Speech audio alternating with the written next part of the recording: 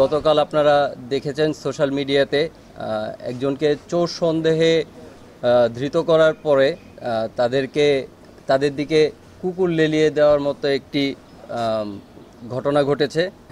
প্রথমে আমি কুকুরের ঘটনা সম্পর্কে যদি বলি, কুকুরের কাহিনী সম্পর্কে 19 তারিখ বুড়িচং থানাধীন দেবপুর সংস্থ সাকুরা স্টিল মিলে একটি যুবককে আটকে রেখে দুইটি কুকুর জার্মান শেফার্ড মূলত দিয়ে কামড়িয়ে পৈশাচিকভাবে নির্যাতন করা হয়েছিল, যা সামাজিক যোগাযোগ মাধ্যমে খুবই ভাইরাল হয়ে যায়। এবং যুবকের নাম হচ্ছে জয়চন্দ্র সরকার, যিনি ব্রাহ্মণবাড়িয়া জেলার কসবা থানার বিষ্ণুচন্দ্রের ছেলে। তিনি বর্তমানে কুমিল্লা জেলার বুড়িচং থানার সাহেববাজার এলাকার ভাড়া বাড়িতে থাকেন এবং ভাঙাড়ির ব্যবসা করেন।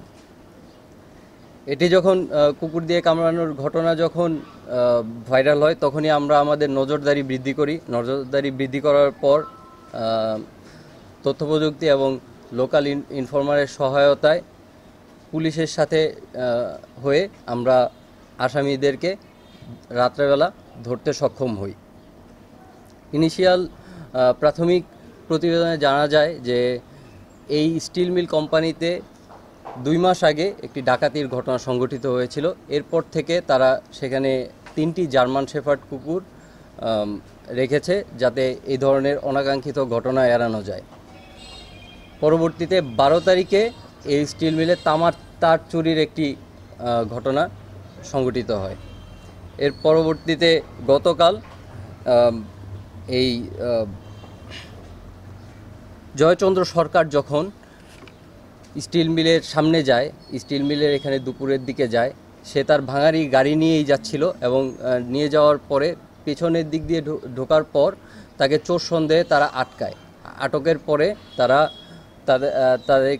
তাকে বেদমভাবে প্রহার করে এবং তার দিকে কুকুর লেলিয়ে দেয়। কুকুর লেলিয়ে দেওয়ার পরে এটি ভিডিও করে এবং সামাজিক যোগাযোগ মাধ্যমে ঘটনাটি ভাইরাল হয়ে যায়।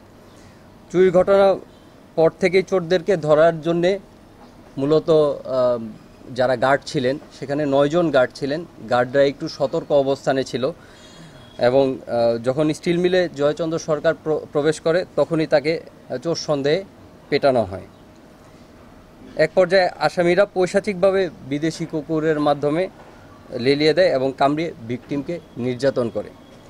গ্রেপ্তারকৃতদের বিরুদ্ধে বুড়িচং থানায় একটি মামলা দায়ের করা হয়েছে এবং তাদেরকে ধৃত করা হয়েছে। তাদেরকে পরবর্তী আইনানুগ ব্যবস্থার জন্য বুড়িচং থানায় হস্তান্তর করা হবে।